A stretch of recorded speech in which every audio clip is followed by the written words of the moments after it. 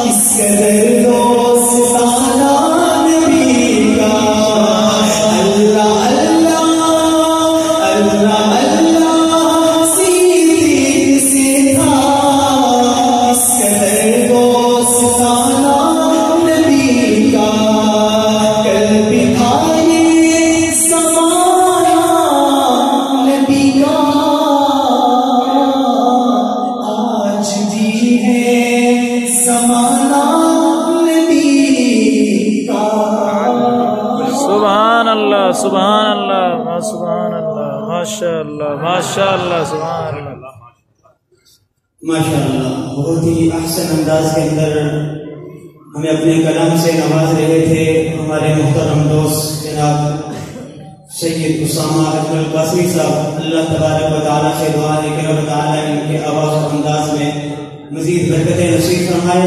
آمین. اب میں نے